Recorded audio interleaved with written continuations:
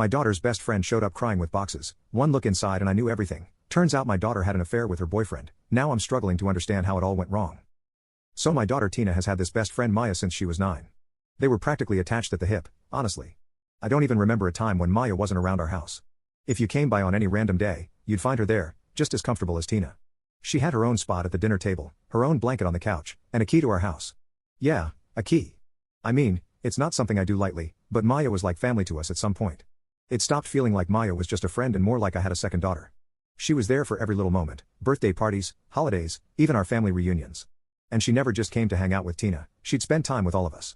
My wife loved having her around, and honestly, I did too. She was just one of those kids who felt like they belonged.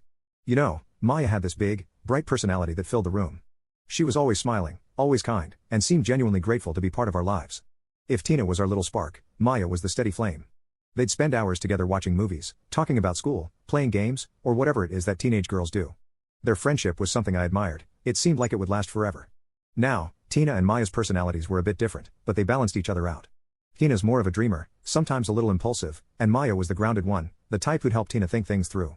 I'd always figured that Maya was a great influence on Tina because, honestly, I could see that my daughter sometimes got lost in her head. Maya was the friend who'd pull her back down to earth, keeping her level-headed. In fact, there were times when Maya would come over to the house even if Tina wasn't around. I'd come home from work, walk in, and there she'd be, chatting with my wife or hanging out with my younger son. At first, I thought it was a little strange, but Maya just fit in so well with all of us. She'd sit there at the kitchen counter helping with dinner or even doing her homework while we all went about our evening routine. I don't think any of us ever questioned it, we just accepted it. I mean, what kind of family wouldn't want a kid like her around? As the years went by, it became clear that Maya wasn't just Tina's friend, she was a big part of our family, and we treated her like it.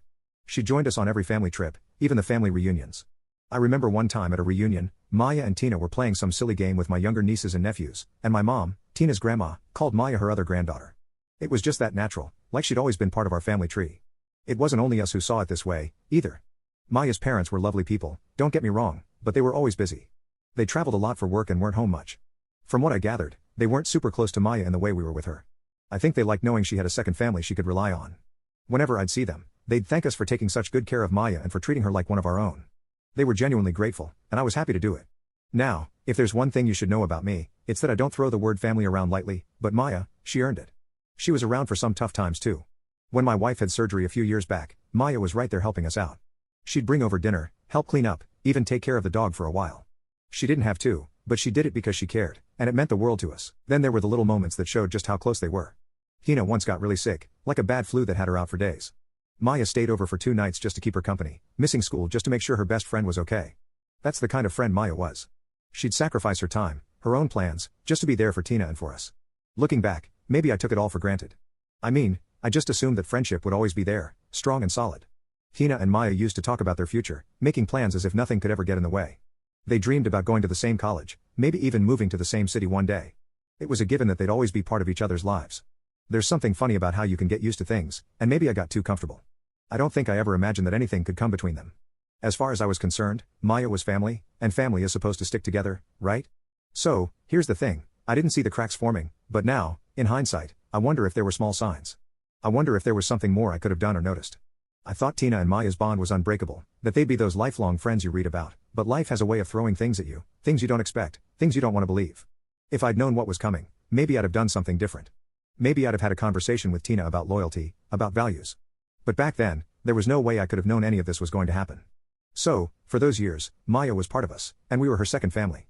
I believed in her, trusted her, and I had no reason not to. She'd been there through thick and thin, always a stable presence. I never thought anything could shake that. So, a few months ago, Maya started dating this guy, we'll call him Jake. At first, it seemed pretty typical. She was excited, telling Tina all about him, sharing the little details you'd expect. I remember Tina seemed happy for her, even teasing her about finally getting a boyfriend. It was the usual best friend stuff, you know. No one thought much of it. Now, I'm not one to jump to conclusions or try to read too much into teenage relationships, but there was something about Jake that gave me pause. Maybe it was because I'd gotten so used to Maya just being part of our family, and suddenly she was bringing someone else around, someone who didn't quite fit. I tried not to overthink it, though, because Maya was young, and I figured she was just going through that phase we all do, right? Where you get swept up in that first serious relationship and want everyone to meet them and like them. At first, Jake only came over once or twice. He seemed polite enough, shaking my hand, making eye contact, all that good stuff. And sure, he was friendly enough, but there was just something about him that felt off to me. I don't know if it was because I was so used to Maya being this open, bubbly person, and Jake felt like this closed book. He'd answer questions, but there wasn't much personality there. Still, I didn't say anything. I figured I didn't know him well enough to judge. But then, a few weeks into their relationship, Jake started coming around more often. He was over at our place so much that I'd bump into him in the kitchen or the living room. And I'll be honest, I wasn't exactly thrilled. I guess part of me was protective of Maya, even though I had no real reason to be. She was a smart girl, had a good head on her shoulders, and it wasn't my place to meddle. Still, I couldn't shake the feeling that something was off, and it wasn't just about Jake, it was also about Tina. I noticed this shift in her, like she'd suddenly become hyper-aware every time he was around. She'd glance his way a little too often, and sometimes I'd catch her staring, almost like she was lost in thought. I thought, okay, maybe she has a bit of a crush. I mean, they're teenagers, it's not the most shocking thing in the world. She was probably just curious about him since he was Maya's boyfriend, and that's normal, right? I brushed it off. But then these little things started piling up. I'd be sitting in the living room watching TV, and I'd notice Tina practically hovering whenever Jake was around. At one point, she even changed her clothes before coming downstairs, which she'd never done before. That was when I started feeling uneasy, though I still wasn't ready to jump to conclusions. One evening, Maya, Jake, and Tina were all hanging out in the backyard, laughing and talking. I glanced out the window, and something about the way Tina looked at Jake stuck with me. It wasn't the look of someone who's just casually curious, it was that look that teenagers get when they're infatuated. She was smiling, but it was this smile that had a bit too much to it. And Jake, he didn't seem to notice, or maybe he didn't care. He kept talking to Maya, not a clue on his face. It was one of those moments where I felt like a bystander, just observing something that didn't quite sit right. I didn't want to interfere because at this point, there was nothing concrete, just a weird vibe. But the vibe was strong enough that I started keeping an eye on things a bit more closely. I mean, I didn't think Tina would cross any lines, she'd never shown me anything that would make me think otherwise. But teenage feelings can be complicated, and sometimes good kids do things that surprise you. After that night, I started seeing little things that maybe wouldn't seem like much on their own. Tina would find excuses to be around Maya and Jake when they were at our place, even if she didn't have a reason to be in the same room. She'd just sort of be there, and when Jake spoke, I'd catch her listening a bit too intently, like she was hanging on to every word. It wasn't blatant or anything that anyone else would pick up on, but I'm her dad, so maybe I was just tuned in a bit more. I'll admit it bugged me. I didn't want to see my daughter falling for her best friend's boyfriend, that's a line you just don't cross. But at the same time, I couldn't exactly sit her down and say, hey, quit staring at Maya's boyfriend. She wasn't doing anything wrong, at least not technically, so I just kept watching, hoping this crush would fizzle out on its own. One night, Jake was over again, and he and Maya were sitting on the couch watching a movie. Tina was sitting on the armchair, and I could tell her attention was more on Jake than on whatever was happening on the screen. She kept glancing his way, almost like she was trying to make sense of him. I remember thinking, this isn't good. I started debating whether I should say something to her, maybe just pull her aside and remind her that some boundaries aren't meant to be crossed, even if they feel harmless. But then I thought, maybe I'm overthinking this. I mean, kids have crushes all the time, and most of them don't mean anything. They just come and go, and in the grand scheme of things, they're not a big deal. Still, I couldn't shake the feeling that something here was different. Tina's interest in Jake didn't feel like a passing phase, it felt more intentional. And that was what worried me. Looking back, maybe I should have trusted my gut and had that talk with her right then. Maybe it would have made a difference. But hindsight's 20/20, and at the time, I just kept telling myself it was a harmless crush. I figured she'd get over it, Jake would just be a temporary distraction, and things would go back to normal. So I let it be. I told myself it was just teenage curiosity and that Tina knew better. After all, she had grown up with Maya as her best friend, she knew what loyalty looked like. I believed that no matter what was going on in her head, she'd never actually let it get out of hand. Funny how things you convince yourself of can sometimes be so far from reality. So one day, out of nowhere, Maya shows up at our house like a storm. I mean, it was intense. She came tearing down the driveway, slammed on the brakes, and before I knew it, she'd hit the corner of our garage. I remember hearing this loud bang from inside, and my first thought was, what in the world is happening? I didn't even know it was Maya at first. I just heard this loud crunch and figured someone had a bad day on the road. I rushed outside, and there she was, just standing next to her car, looking like she'd been through hell and back. Her face was pale, her hands were shaking, and her eyes were red like she'd been crying for hours. She looked like she could barely hold herself together. The part that really got me, though, was the car itself. Her back seat was packed with boxes, and when I looked closer, I noticed they were full of Tina's things from years ago, stuff I hadn't seen in ages. Now, I didn't know what was going on yet, but I could tell this was serious. Maya's the kind of person who keeps it together, and I'd never seen her look like that. She was a wreck, and whatever happened, it was bad enough that she decided to bring over boxes of Tina's old things and leave them here, as if she was done. I walked up to her, trying to keep my voice calm, and asked, Maya, what's going on? Are you okay? She just shook her head, didn't say a word, and for a second, I thought she might just collapse right there. I took her by the shoulders and guided her inside. She didn't resist, didn't say anything, just followed me, dragging herself along like every step took all the energy she had left. Once we were in the kitchen, I sat her down and made her a cup of tea. I didn't want to push her to talk, I could see she needed a minute. She just sat there, staring at the table, not touching her tea, her hands still trembling. I kept glancing at her, waiting for her to say something, anything. The whole time, I was racking my brain, trying to figure out what could have happened between her and Tina. They'd been like sisters for so long, and now Maya looked like she just lost a part of herself. After a few minutes, she finally looked up at me. Her voice was barely a whisper when she asked, "Did you know?" I had no idea what she was talking about, so I just looked at her confused. She took a deep breath and then slowly, she started telling me everything. Apparently, she'd found out that Tina had been hooking up with Jake, her boyfriend, the guy she'd trusted. She told me she found out by accident, a voicemail that Tina left on Jake's phone. Tina, my own daughter, had left a voicemail for Jake, not realizing Maya would hear it. I felt a chill go down my spine just hearing it. Maya's face was twisted with pain as she explained, and I could see how much it was taking out of her to tell me this. At that moment, I didn't know what to say. I was too stunned to even process it. Tina, my daughter, who I thought knew better than to hurt her best friend, had been sneaking around with the guy Maya cared about. It felt like a punch to the gut, and I could only imagine how Maya was feeling, having to confront this betrayal from both her boyfriend and her best friend. Maya was holding herself together as best as she could, but she was barely hanging on. I reached out, put my hand on hers, and tried to offer some kind of comfort, but I could tell she was shattered. She told me she'd found out the day before, that she hadn't been able to sleep, that she'd been going over and over it in her mind, trying to make sense of how this could have happened. It was a mess, and it was so much worse than I'd ever imagined. I kept thinking back to those moments I'd noticed Tina acting strange around Jake, all the little signs I'd ignored or brushed off as teenage crushes. I felt sick with guilt, like I should have seen this coming and somehow stopped it. Maya went on to say that she'd tried to talk to Jake about it, tried to get him to explain himself, but he didn't have much to say. He barely apologized, just brushed it off as a mistake and told her not to make a big deal out of it. Maya told me that hearing that from him hurt almost as much as finding out about the affair. It was like he didn't even care, didn't see how deeply he'd hurt her. And as for Tina, well, Maya hadn't spoken to her yet. She couldn't bring herself to face her. By this point, I could tell Maya had said all she could, and she was just sitting there looking drained, like she had nothing left in her. I helped her carry the boxes from her car into our garage, and she left, barely saying a word. After she drove off, I stood there in the garage, staring at those boxes. It felt surreal seeing all these little things that belonged to Tina, from when she and Maya were kids, old toys, trinkets, photos, little mementos they'd collected over the years. I remembered Maya bringing over that stuffed bear for one of Tina's birthdays, and now here it was, tossed into a box like it was just some meaningless item. It was like Maya was trying to erase every memory they'd made together, and honestly, I couldn't blame her. I stayed in that garage for a long time, thinking. I didn't know what to feel, anger, disappointment, sadness. It was all there, tangled up in one big mess. I couldn't shake the image of Maya's face, how devastated she'd looked.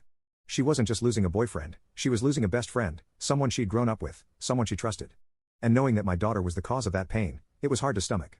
When I finally walked back into the house, my wife could tell something was wrong, but I couldn't bring myself to explain just yet. I needed time to wrap my head around what I just heard. I needed to figure out how I was going to confront Tina and what I was even going to say, because whatever had happened, I knew one thing for sure, things were never going to be the same. I had no idea how I was going to confront Tina. I felt like my head was spinning just thinking about it. How do you even bring something like this up? I spent the whole night going over what Maya had told me, piecing together the little things I'd noticed but brushed off, the glances, the way Tina acted whenever Jake was around. It all came rushing back, clear as day now. I felt sick thinking about it, knowing I'd ignored my gut when it was practically screaming at me.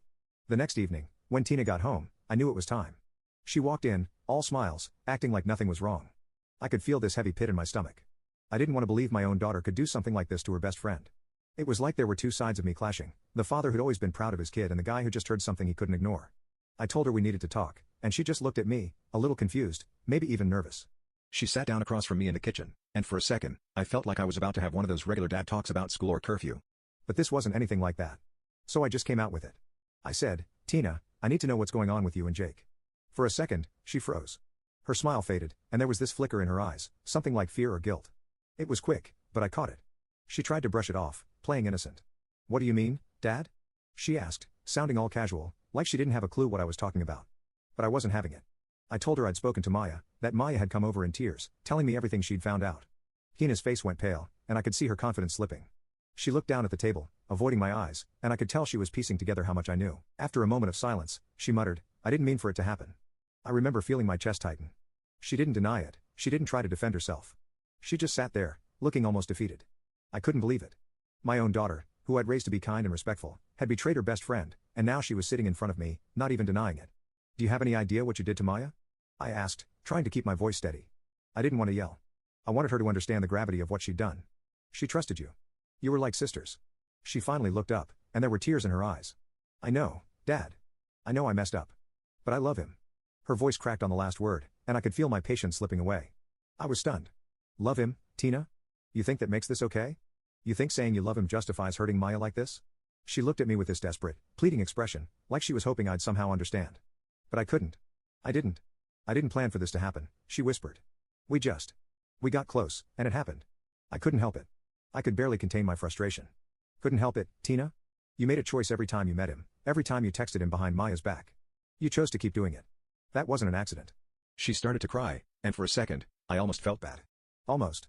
But then I thought about Maya, how she'd been there for Tina through everything, how she'd come to me completely shattered. I couldn't let myself feel sorry for Tina right now. What happens now, then? I asked her, trying to get her to see the consequences of all this. Are you just going to stay with him, keep acting like what you did doesn't matter? Tina looked down again, her hands clenched on the table. She wiped her eyes and finally said, I don't know.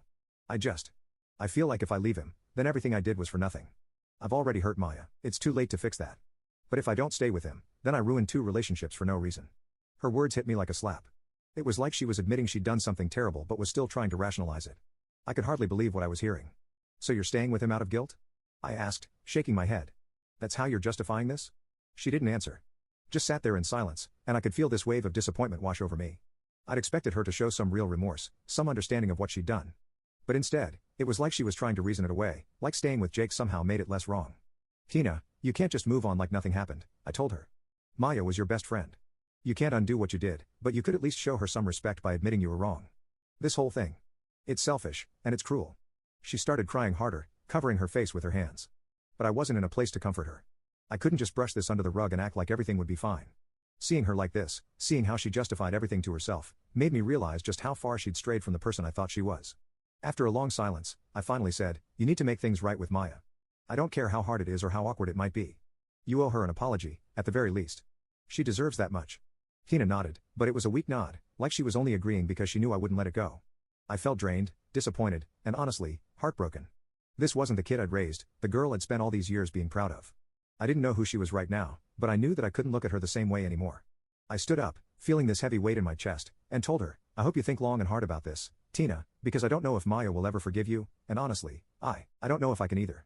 With that, I walked out, leaving her sitting alone in the kitchen. The silence in the house was deafening, and I could feel this ache deep in my chest. I'd never imagined I'd be so disappointed in my own child, that she'd turn into someone I didn't even recognize.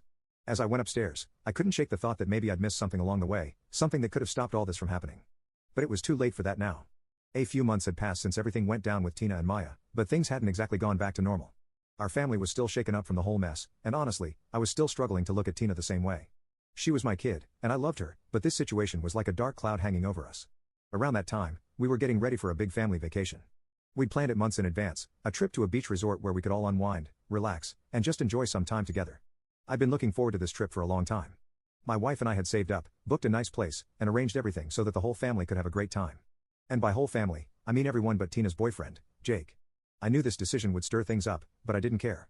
I couldn't stand the idea of being around that guy, acting like he hadn't played a part in tearing our family apart. My other kids were bringing their partners, and normally, I'd have been fine with that. But this wasn't a normal situation. I didn't want to spend a single minute of my vacation looking at Jake, being reminded of everything that had happened.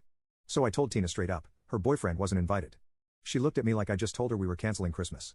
At first, she seemed stunned, like she couldn't believe what I was saying. Then, slowly, her expression shifted from shock to anger. What, are you serious, Dad? She asked, her voice already shaking with frustration. You're really not going to let him come? I looked her straight in the eyes and said, yes, I'm serious. I don't want him there, Tina. I want this to be a peaceful trip, and having him around isn't going to make that happen. She stared at me, probably waiting for me to back down, but I held my ground. I could see the frustration building up in her, and I knew this was going to be a fight. But I wasn't about to bend on this one. I'd already compromised enough, trying to let her figure things out after what she did. But this trip was supposed to be a chance to reconnect as a family, and I wasn't going to ruin it just to make her feel comfortable. You're punishing me, she said, her voice getting louder. This is ridiculous. When are you going to forgive me, Dad? It's been months. When are you going to stop holding this over my head? I took a deep breath, trying to keep calm, but her words stung. I told her, Tina, this isn't just about punishment. This is about choices you made. Your choice to be with him. I'm making mine by not inviting him on this trip. It would be one thing if you'd made a mistake and tried to make things right, but you're still with him. That shows me you don't even feel sorry for what happened. She was fuming at this point, pacing back and forth, her hands clenched into fists. You're acting like I don't care, but I do, Dad. I messed up, okay, but I can't just stop seeing him. I can't pretend he doesn't matter to me. I felt a mixture of frustration and disappointment boiling up. Tina, you can be with him if that's what you want, but don't expect me to welcome him with open arms. This trip is for our family, and I don't want him there. She started crying, which only made me feel worse, but I couldn't let myself cave. Are you going to let this go? She asked, her voice breaking. When are you going to stop treating me like the bad guy? I shook my head, feeling more exhausted than ever. Tina, you made a choice that hurt a lot of people, especially Maya, and now you're choosing to stay with him even after everything that happened. I'm not saying you're a bad person, but you have to understand that your actions have consequences. This is one of them. She looked at me with this mix of anger and hurt, and for a second, I almost felt like I was looking at a stranger. I didn't recognize this version of my daughter, this person who couldn't see beyond her own feelings. But everyone else gets to bring their partners, she argued, her voice sounding more desperate now. Why am I the only one who doesn't get to bring someone? Because none of them did what you did, Tina, I replied, my voice calm but firm. You can't just pretend like this didn't happen. Actions have consequences, and this is one of them. She stormed out of the room, slamming the door behind her, and I was left sitting there feeling drained. I hated how things had come to this, how our once close relationship had turned into this tense, uncomfortable mess. I wanted to forgive her, to move past this, but every time I tried, I'd think about Maya's face that day she came over, broken and lost. I'd think about how my daughter was the reason for that pain, and it was like a wall went up between us. The days leading up to the trip were tense to say the least. Tina barely spoke to me, and when she did, it was short and cold. I could tell she was still holding out hope that I'd change my mind, but I wasn't about to budge. This was a line I couldn't cross, no matter how much it hurt. On the day we left, Tina was sulking, sitting in the back of the car with her arms crossed, her eyes fixed out the window. My other kids were chatting, excited about the trip, but Tina sat there in silence, like she was in her own world. Part of me wanted to say something, to try and fix things, but I knew there was nothing I could say that would change how she felt. She was angry, and honestly, I understood why, but that didn't mean I was going to let her walk all over me just because she didn't like my decision. When we got to the resort, Tina kept to herself for most of the trip, only joining us for meals and the occasional family activity. She'd show up, put on a polite smile, and then slip back into that cold, distant attitude. It hurt seeing her like that, knowing our relationship had been so damaged, but I still felt like I'd made the right call. I wasn't about to let one bad decision wreck this trip for everyone. In the end, the vacation was nice, but there was always that tension lingering in the background. Every time I looked at Tina, I could feel it, this unspoken frustration between us. I knew things wouldn't go back to normal anytime soon, but I hoped that maybe, just maybe, she'd come to understand why I'd done what I did. I wasn't trying to punish her, I was trying to set a boundary, to show her that actions have consequences, even if they're uncomfortable. After the vacation, the tension between Tina and me didn't go away, it just got worse. She barely spoke to me, and when she did, it was short, almost cold. My wife, trying to play peacemaker, finally sat me down and told me, "You need to talk to her. This can't go on." I knew she was right, so the next day, I waited until Tina got home and asked her if we could talk. She looked annoyed, but she sat down, arms crossed, clearly ready to defend herself. "Look, Tina," I started, "I don't want this to keep going on like this. You're my daughter, and I hate feeling like there's this huge wall between us." She scoffed, rolling her eyes. "You built that wall, Dad. You act like I'm the only one holding a grudge, but you're the one still punishing me." Her words stung, but I kept my tone calm. "This isn't about punishment. You hurt someone you were close to, someone who trusted you, and then you stayed with him like it didn't matter. It's hard for me to just look past that." She looked away, clearly frustrated. "I know I messed up, but I care about him, Dad. I'm not with him to hurt Maya. I'm with him because I actually like him." I took a deep breath. "I get that, but you have to understand from my perspective, it feels like you chose him over a friendship you had for years. You can't just pretend this didn't happen." Tina hesitated, then said, "I tried reaching out to Maya after it happened, tried to apologize, but she doesn't want anything to do with me, and that's her right, but it hurts, and Jake, he's the only thing that makes it hurt a little less." Hearing her say that threw me off. I'd always seen her staying with Jake as selfish, but maybe it was more complicated than that. Maybe she was just trying to hold on to something that made the fallout easier to handle. It didn't make it okay, but it made me understand her side a little better. "I get that this has been hard for you too," I said finally, "but you have to accept that Maya may never forgive you. I want to be here for you, but I need to feel like you're learning from this." She nodded slowly, her eyes softening a bit. It wasn't a fix, but it was a start. For the first time in months, I felt like we might actually find a way through this mess. "Thanks, Dad," she said quietly before heading upstairs. It was just a small gesture, but it gave me a sliver of hope. We still had a long way to go, but I was willing to try if she was. Update: a few weeks after our talk, things were finally starting to feel a bit more normal. Tina wasn't back to her old self, and we weren't magically close again, but at least we were talking. I could see she was making an effort, and so was I. It felt like we both accepted that it would take time to really move forward. Then one night, she came home looking completely shattered. I could tell she'd been crying, her eyes were red, makeup smudged, and she just looked defeated. She didn't even make it to her room, she sat down at the kitchen table and just stared at the wall like she was trying to hold herself together. I asked if she was all right, even though I knew the answer.